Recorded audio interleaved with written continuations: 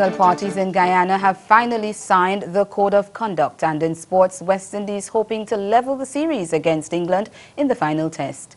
I'm Nicole Best, and this is the Caribbean in 10 for Thursday, April 30th. Details to these stories and more in just a moment. We are on Facebook. Join the growing Caribbean community today. Go to www.facebook.com/CaribVision.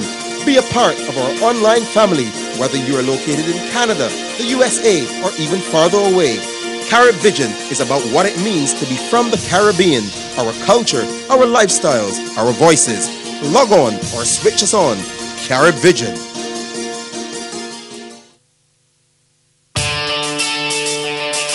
Cricket, still the game of glorious uncertainty. Support our boys as they face up to England in the third test at Kensington Oval in Barbados. Advertise in these games and show solidarity with our team. To book advertising space in the regional broadcast, contact Loretta Dotsky at cmccaribbean.com or call her at 246-467-1044 or 246-253-3889. Rally round the West Indies. Show solidarity.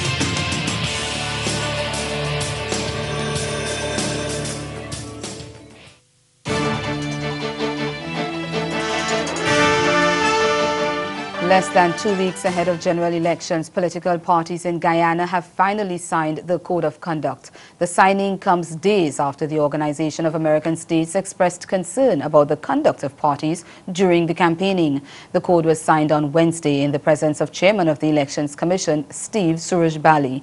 More in this report from Neil Marks of Capital News. The signing of the Code of Conduct may have come late, with some political leaders already accused of having used inflammatory language on the campaign trail.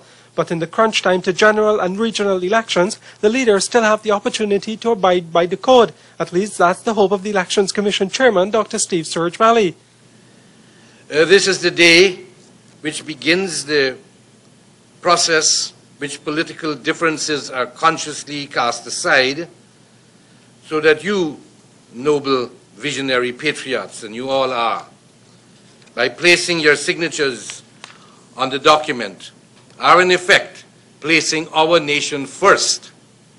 And you're demonstrating your willingness, your preparedness, your commitment to adhere to the rules of a code of conduct to which essentially you yourselves have meaningfully contributed. The Code of Conduct for political parties recognizes that peace and order, compliance with electoral laws, respect for opponents and the electorate are of paramount importance. While female activist Shalina Najir says she's not appeased by the firing of Health Minister Berry Ramsaran. Ramsaran was recorded less than 2 weeks ago verbally abusing Najir and threatening to have her stripped. Najir says his sacking is an attempt by the ruling party to win public favor ahead of the May 11 polls. Ivor Wharton of Capital News has the story. We know that we're in a silly season. We're less than 2 weeks away from election season, from the elections. So we're not really fooled by this, and I would say many of us, including myself, are not appeased. Because if the president really cared about, women's issues and sexual violence, well, Mr. Ramsaran is not the first. He's not just one bad apple. There are numerous other people within the government, within the PPP, who have also been abusers of women. The most egregious example being Mr. Anil Nandalal, the Attorney General, who, 6 months after he made his comments, he's still in office. Shalina Najir outside of the Ministry of Health hours after the news broke that embattled Health Minister Dr. Berry Ramsaran was relieved of his duties by President Donald Ramotar. The Attorney General Anil Nandalal in a telephone conversation was recorded threatening violence against the staff of a local daily newspaper, Kaisho News, while also attempting to solicit information about a young female reporter from whom his uncle wanted sexual favors. Najir also said she would be lodging a formal complaint to the Guyana Medical Council on the minister's behavior. In the Bahamas, a recent amendment to the new immigration laws will take effect on May 10th. The amendment provides for people born in the Bahamas to non-nationals to apply for a belongers permit. These people must, however, be below the age required to apply for citizenship. Meanwhile, Immigration Minister Fred Mitchell is lamenting the number of illegal immigrants that are still at the detention center.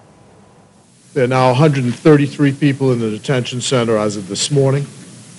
Of that, the largest number is 57 Haitians and then 23 Cubans, and a smattering of other nationals, including 6 Venezuelans and 2 nationals of Ecuador. Those last set of individuals, the Venezuelans and Ecuadorians, were detained for working without a work permit on a construction site in the Bahamas.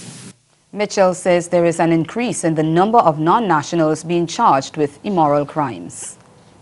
The public is also asked to note that increasingly non-nationals are appearing in our courts charged with offenses of moral turpitude. We've received reports of people engaged in crimes of immoral user and also of houses being used for people who seem to be in preparation for smuggling to some other country. We continue intensive investigation into these matters and ask the public to continue the stream of information which we receive. Stay with us. Sports is next. Experience the award-winning Atlantis Submarine Tour in Barbados, which is highly recommended for adults and children.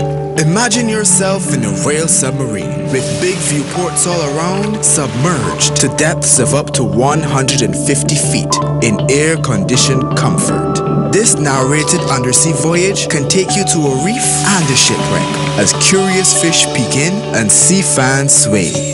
Contact us today. When it feels right, you will feel like there's no place in the world that you'd rather be. Jimmy Cliff, Darius Hammond, Flo Rida, Robin Thicke, Destra's gonna make you whine. Chronix, he will blow your mind. Timberline, let's go. Joey DeFrancesco, you don't need to waste more time. You can buy tickets online. St. Lucia Jazz and Arts Festival, April 30th to May 10th. Visit stluciajazz.org for more information.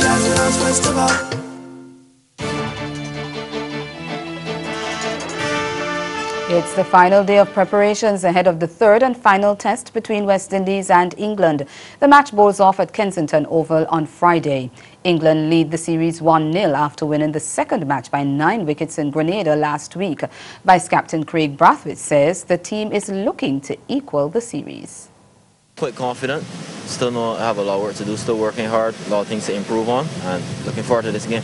It's going to be a good pitch. I'm not sure about fast. It will get some bumps, but I believe it will be a good cricket pitch to last all 5 days. In the last 2 games, thought we did a good job. Obviously in day 5 in Grenada, obviously let ourselves down, but obviously know what we have to do, and we come over and looking to finish strong.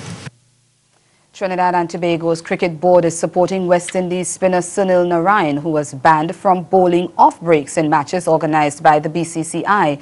The TTCB has written to Narine pledging support and offering assistance. The ban also extends to matches in the ongoing Indian Premier League.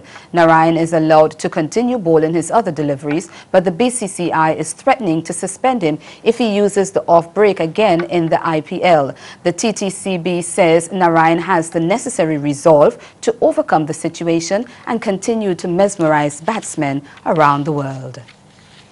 Top Trinidad and Tobago sprinter Kellyanne Batiste has pulled out of this weekend's IAAF World Relays in the Bahamas for personal reasons.